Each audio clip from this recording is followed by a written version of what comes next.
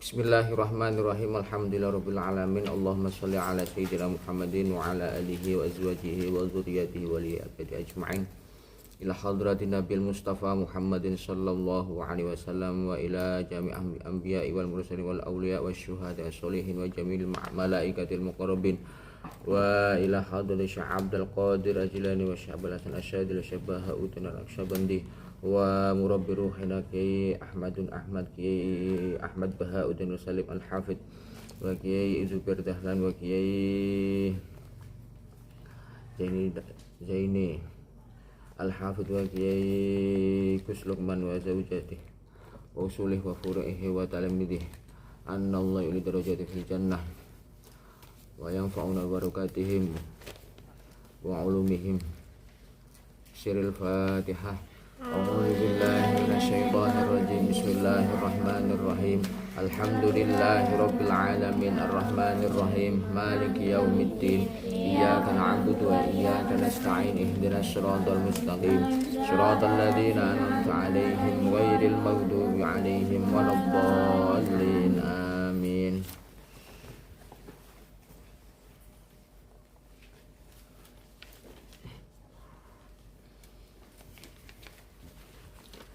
Bismillahirrahmanirrahim. Fasadun kabirun alimun mutahatikun wa akbaru minhu jahilun mutanassiku. Gedene kerusakan wong alim tak nglakoni luwih gedhe timbang iki wong bodho nglakoni. Al-murad kerusakan ingkang ageng inggih punika tiyang alim ingkang boten nglakoni utawi nglampahi ilmunipun. Dene kerusakan ingkang langkung ageng, kerusakan yang lebih besar malih tinimbang tiyang nggih punika tiyang bodho ingkang nglampahi ngibadahipun. Tiyang bodho inggih punika tiyang ingkang boten ngertos sahlan botenipun ibadah. Kerusakan yang besar adalah seorang alim yang tidak mengamalkan ilmunya. Sedangkan kerusakan yang lebih besar adalah orang yang bodoh dalam hal agama, yang tidak mengerti ilmu-ilmu sah tidaknya ibadah. Dalam hal ini adalah ilmu fikih. Ya. Coba baca bareng-bareng. Fasadun 1 2 3. Fasadun kabirun alimun mutahatikun wa akbaru minhu jahilun mutanasikun. Gedene kerusakan wong alim tak lakoni luwih gedhe timbang iku wong bodho nglakoni. Coba siapa namamu? Nama siapa? Naura. Baca yang bahasa Indonesianya, makna yang bahasa Indonesianya. Yang keras.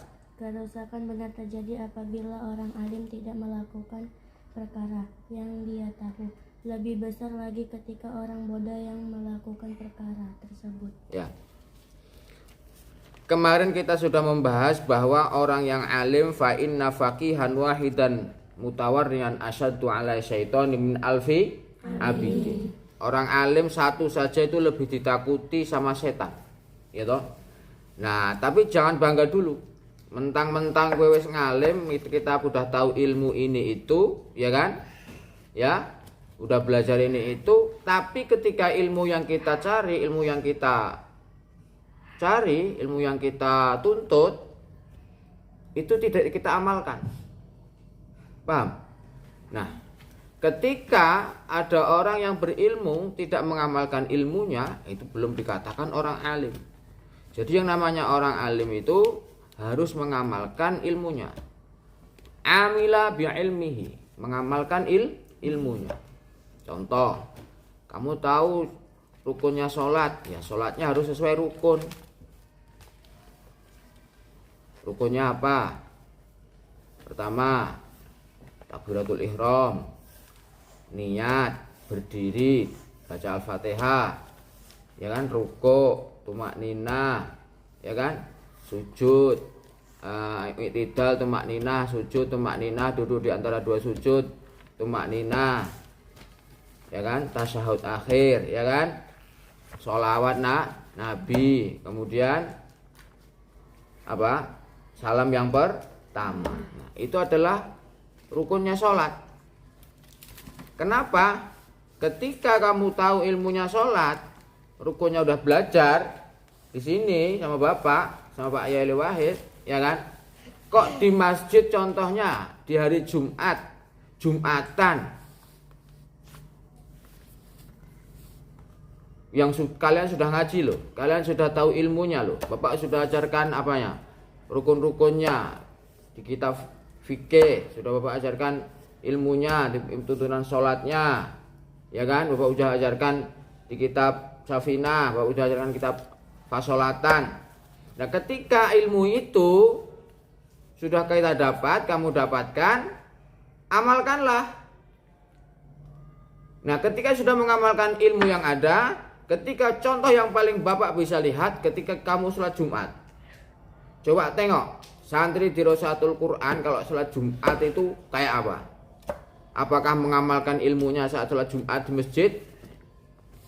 Memperhatikan sah tidaknya sholat, memperhatikan rukun tidaknya sholat, itu harus diperhatikan.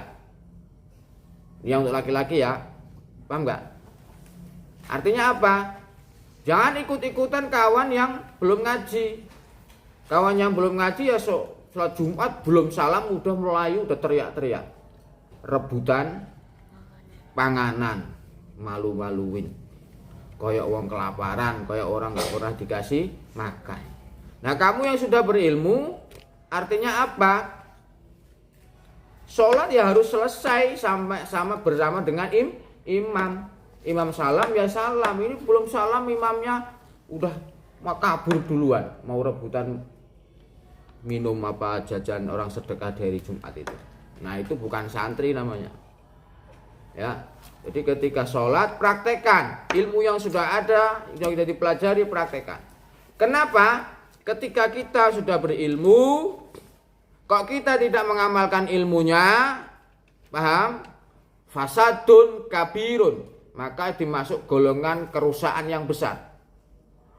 Kerusakan yang besar itu apa? Yaitu kerusakan yang dilakukan orang alim, dia tidak mengamalkan ilmunya. Paham enggak? Paham enggak? Contoh yang lagi sholat. Contoh yang kedua, bagi kalian yang sedang menghafal Quran. Menghafal Quran itu niatnya lillahi ta'ala, mencari ridha Allah, mengkaji kitabullah, mulazamah dengan kitabullah, ya kan? Lillahi ta'ala. Tidak ada lain-lain niatnya. Tidak pengen disebut sebagai orang yang hafid, tidak pengen disebut orang yang hafal Quran, tidak untuk lomba, tidak untuk ini, tidak itu. Murni hanya karena Allah Ta'ala. Lah itu yang namanya niat yang tulus, ikhlas. Jadi ketika kamu hafal Quran, ya toh, paham nggak? Itu adalah cara terbaik untuk kita bersamai hidup kita sampai mati sama yang namanya Al-Quran. Kenapa? Karena Al-Quran itu kalau sudah dihafal lupa dosa. Apa yang sudah dihafalkan dilupakan dosa. Makanya agar tidak lupa, orang yang penghafal Quran itu harus deres. Ya toh? Nah, para sahabat dulu deresnya fahmi bisaukin. Seminggu khatam, sehari 5 juz, setiap habis sholat 1 juz. Khatam seminggu. Itu deresnya tok. Nanti kalau sudah khatam kamu khatam hafal 30 juz, nah kamu harus deres seminggu khatam. Ada bapak, nggak ada bapak, ada guru, nggak ada guru, ada anak, nggak ada anak, ada suami, nggak ada suami, waktunya deres. Itu kewajiban bagi orang yang menghafal Quran. Nah, Quran itu walaupun sunnah, tapi sunnah yang paling mulia. Kenapa? Sunnah yang paling istimewa, yaitu sesuatu yang dilakukan dilakukan oleh Rasulullah Shallallahu Alaihi Wasallam dan sahabat-sahabatnya yang ahli Quran, Ubay bin Ka'ab, Zaid bin Sabit, Abdullah bin Mas'ud, ya itu sahabat-sahabat yang pencinta Al-Quran, penjaga Al-Quran. Bahkan kemarin kita lihat di TV itu di YouTube itu ribuan atau ratusan orang penghafal di Palestina. Orang-orang Palestina itu di tiap hari kejadian perang itu anak-anak kecilnya itu hobi yang namanya ngapal Quran. Di dalam kondisi yang perang negaranya. Setiap hari dengar bom, setiap hari dengar tembakan. Setiap hari dengar orang mati, kawannya mati, ibunya mati, semua mati. Dia tetap terus gigih menghafal Quran, luar biasa. Harusnya kita malu sama orang-orang Palestina itu. Dengan gempuran seperti itu, ujian yang besar seperti itu, dia masih terus menghafal Quran, masih terus menjaga Al-Quran. Nah, artinya apa? Kalau kita sudah menghafal Quran, jangan kau tinggalkan Quran. Karena Quran itu di zaman akhir nasibnya itu apa? Ditinggal sama umatnya, hanya untuk hiasan lemari. Ya toh? Nah, jadi Quran itu yang bagus itu yang rusak apa yang masih bagus? Anak Quran ini udah rusak jebol, sama yang bagusan mana? Bagusannya udah jebol. Bukti kalau jebol itu berarti Qurannya tiap hari dipakai dipakai terus. Tapi ya nggak dijebol-jebolin, dirawat, ya kan? Nah, itu Quran. Nah, ketika orang alim berilmu tidak mengamalkan ilmunya, kasajaratin bila samrotin, seperti pohon yang tidak berbuah. Kau tahu pohon jambu. Ketika pohon jambu terus dia nggak berbuah, bisa dimanfaatkan? Bisa kita ambil manfaat dari pohonnya? Nggak bisa. Tetapi ketika orang berilmu, alim, mengamalkan ilmunya, ya kan? Terus menjauhi semua, karena alim itu kan orangnya artinya ngerti toh? Ngerti ini boleh, ini enggak boleh. Ini sah, ini enggak sah, ini halal, ini haram. Ketika sudah membedakan ini halal, ini haram, ini sudah tahu bedanya, ya toh? Maka harusnya apa? Yang dilarang, yang haram, yang tidak boleh, yang tidak sah ditinggalkan. Yang perintah, yang wajib dilaksanakan. Nah, seperti itu kata orang alim harusnya arahnya seperti itu. Harusnya menjalankan apa yang dia ketahui dari perintah-perintah syariat agama, baik itu dari Kanjeng Nabi, baik itu dari dalam Al-Qur'an. Paham enggak? Nah, kalau enggak kamu amalkan, itu jadinya sama orang rusak. Contoh lagi orang rusak apa? Namanya orang hafal Quran pengen ikut lomba terus. Habis ikut lomba menang, seneng. Ternyata ngapal Qur'annya hanya karena pengen lomba. Ketika sudah nggak bisa ikut lomba, mungkin karena udah tua, terus nggak diterus Qur'annya. Nah, itu salah. Berarti salah menghafal Qur'an, salah niat. Paham nggak?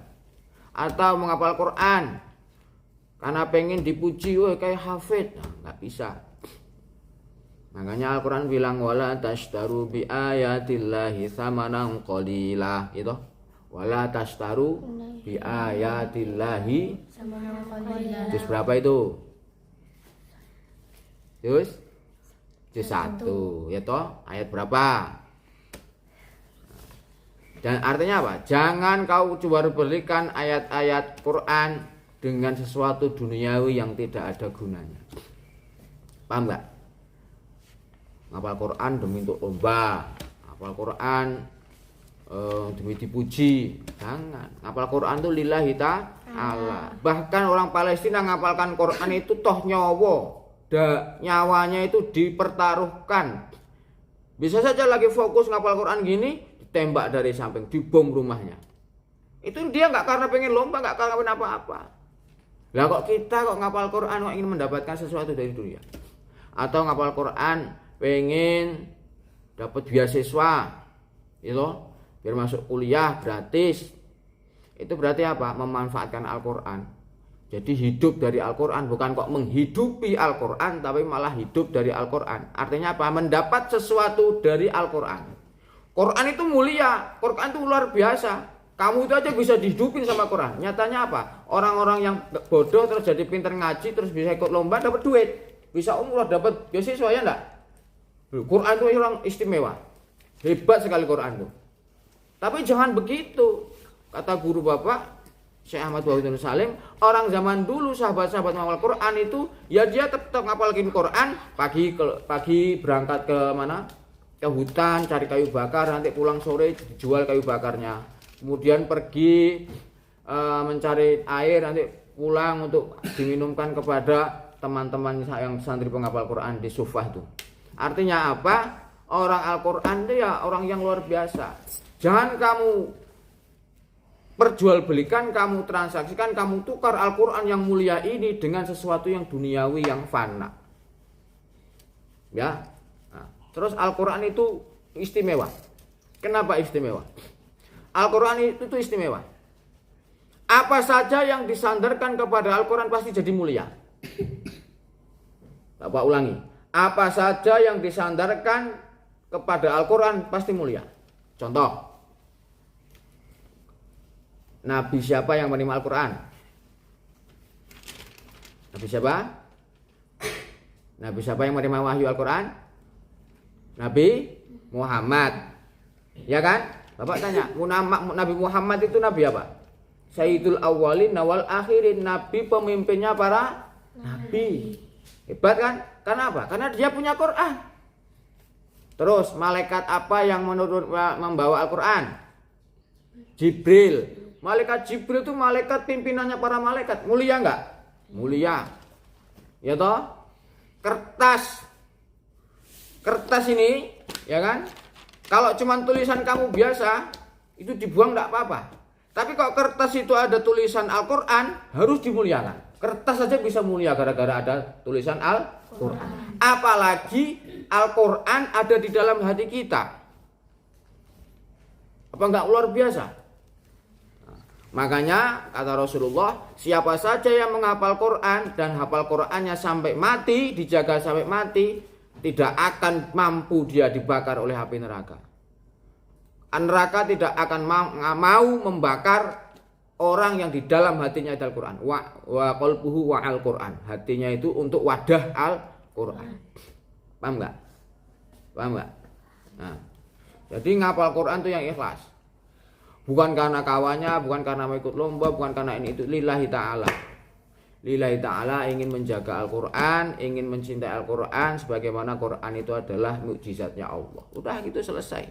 Perkara nanti kita ngapal Quran terus ternyata dihormati orang, itu ya bonus. Gak usah jadikan tujuan, itu bonus. Ya kan? Gak usah apa. Lu sekarang lu orang bisa baca Quran sedikit aja, hafal Quran 1 juz 2 juz saja sudah jadi imam masjid, suaranya bagus, ya enggak? Ya enggak? Itu apa? Nyari duit enggak? Ya nyari duit dong, digaji kok. Kalau nyari duit ya kerja loh. Ya toh? Ya kan? Ngimami berapa menit? Ya kan? Nah. Dan enggak harus itu ngimami sholat itu harus suaranya bagus. Yang jelas harus makhrajnya bener, hukumnya bener, tajwidnya bener. Tapi nggak ada itu syarat baca imamnya baca harus cantik. Apa semua orang dikaruniai suara yang cantik? Enggak. Kalau suara yang cantik ya untung yang suaranya cantik, ya kan? Nah, guru bapak itu kalau sholat itu ngimami ya biasa-biasa aja. Bapak ya kalau mau suara cantik bisa, tapi bapak sering-sering itu biasa aja kalau ngimami. Karena kita biasa-biasa saja. Nah, ketika kita sudah belajar berilmu kok kita tidak melakukan, kita sudah menghafal Quran tidak menjaganya, kita sudah punya ilmu Quran kok adabnya enggak baik sama orang tua, sama guru, ya toh? Paham enggak? Sama tetangga, sama yang lebih tua, nggak ada unggah-ungguhnya, nggak ada sopan santunnya, itu bukan ciri-ciri orang yang alim. Karena orang alim itu pasti buahnya adalah tawadhu. Apa tawadhu? Rendah hati, tidak sombong. Nah, paham? Ya, buahnya orang yang pintar ngaji itu apa?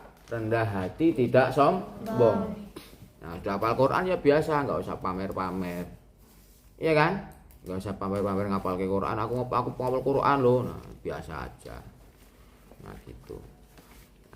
Terus, Pak, tapi ada yang lebih rusak daripada orang yang alim yang tidak melaksanakan ilmunya. Yaitu apa? Wa akbaru min hujahilun mutanasiku. Yaitu orang yang bodoh melaksanakan ibadah tanpa ilmu. Apa? Orang yang bodoh melaksanakan ibadah agama tanpa ilmu atau tanpa memperhatikan sah tidaknya sholat, sah tidaknya zakat, sah tidaknya haji, sah tidaknya umroh, sah tidaknya pernikahan, sah tidaknya cerai dan sebagainya. Hukum-hukum syariat agama, sah tidaknya perdagangan, sah tidaknya jual beli, tijarah, ya kan? Itu harus diperhatikan ketika orang bodoh. Orang bodoh berarti punya ilmu enggak? Kalau enggak punya ilmu, kalau melakukan sesuatu pasti apa? Ngasal apa? Ngasal ngawur. Nah, ngawur rusak kuwi. Rusak. Makanya gurunya Bapak Syekh Maimun Zubair itu paling benci sama santri yang khusyuk tapi goblok. Ketoke khusyuk banget tapi goblok. Nah, ini bersambung sama yang keterangan kemarin. Ya kan? Keterangan kemarin orang yang berilmu sholat 2 rakaat aja lebih utama daripada sholat 1000 rakaat atau 1000 orang bodoh sholat. Ya sama, orang yang alim rusak itu ya rusak, tetap enggak baik. Akan lebih rusak lagi yaitu orang yang bodoh ketika melaksanakan agama atau berfatwa tentang agama. Enggak ngerti agama, enggak ngerti ilmune, enggak ngerti gurune sapa. Ya kan? Dia mondok di mana, dia syekhnya siapa, gurunya siapa. Asalkan dia pintar baca, suaranya bagus, itu belum tentu berilmu. Bisa saja kamu, siapa ini? Kevin ya. Biasanya contohnya kamu suaranya nggak bagus, tapi belajar makhraj, jadi bacanya bener. Nah, terus ngaji Quran sama bapak khatam. Berarti ngajinya kamu itu apa? Dapat sanad. Kenapa? Kamu ngajinya dari bapak. Dari siapa? Guru. Guru bapak ngaji dari gurunya bapak. Siapa? Syekh Ahmad Bahaudir Salim. Syekh Ahmad Bahaudir Salim ngaji lagi ke bapaknya Syekh Nur Salim. Syekh Nur Salim ngaji lagi kepada Simbah Yai Arwani. Simbah Yai Arwani ngaji lagi sama Simbah Yai Munawir. Simbah Yai Munawir ngaji lagi sama Syekh Zaini Dahlan di Mekah. Nah itu turut jelas sanadnya, ilmunya jelas. Makanya kalau pengen tahu tengok agama seseorang, tengok siapa gurunya. Kalau kamu pengen tengok siapa ustadz itu benar atau tidak, tengok siapa gurunya, di mana dia ngaji. Jelas apa tidak? Nah, makanya ngaji itu harus dengan guru, ya, harus dengan guru, harus ada pembimbing guru. Kemarin yang syarat pertama apa? Wa irsyadi ustadzin, yaitu ada pembimbingan dari guru. Nggak bisa ngaji sendiri, baca-baca sendiri, nanti paham-paham sendiri. Man ta'allama bila syaikhun fa syaikhuhu syaitan. Siapa saja yang ngaji, belajar tanpa guru, maka yang menjadi gurunya adalah setan. Artinya apa? Yang jadi gula-gulan adalah pemahamannya dia sendiri. Kalau ada guru kan kalau salah dibenerin. Paham nggak? Kalau ada salah dibenerin. Makanya kerusakan yang paling besar adalah yang dilakukan orang bodoh dalam hal ibadah. Ini bahaya ini. Nah, gimana biar nggak rusak? Ya orang bodoh itu harus ngaji. Apa orang bodoh nggak wajib ngaji? Bedanya bodoh sama nggak bodoh itu apa toh? Bukan cerdas nggak cerdas ya. Bedanya itu apa? Bedanya itu pernah ngerti apa nggak ngerti gitu, paham nggak? Lah untuk mendapatkan pengertian namanya dengan ngaji. Nggak urusan bocahnya nggak cerdas nggak apa, yang penting ngaji. Wong bapak dulu termasuk orang yang goblok kok di pondok. Tapi barokah, kenapa? Karena derek guru, derek kiai, nurut sama guru, hormat sama guru, takzim, melaksanakan perintahnya, meniru perbuatannya gurunya, meniru sopan santunnya. Nah itulah namanya ilmu yang bersanad, meniru ahwal, meniru perilaku gurunya. Paham nggak? Paham nggak? Nah, itu. Dan jangan sekali-kali berbuat janggal, merasa janggal kepada guru atau protes kepada guru. Nah, itu ya. Makanya wajib biar nggak jadi orang bodoh. Kenapa? Dengan cara ngaji atau belajar. Thalabul ilmi faridatun ala kulli muslimin wa muslimatin. Thalabul ilmi, menuntut ilmu, itu faridatun, sangat, syuhutnya syuhut mubalaghah, artinya sangat wajib. Menuntut ilmu hukumnya sangat wajib bagi setiap muslim dan muslimat, bagi setiap muslim laki-laki dan perempuan. Makanya kalau itu wajib, berarti kalau bodoh itu dosa enggak? Dosa gede-gede ini dosa ki dosane wong bodoh. Ngerti ora? Ngerti. Makanya harus ngaji. Ya, harus ngaji, harus belajar. Harus sadar. Harus sadar ngaji itu penting. Ora kok sing penting ngaji ku penting. Ya.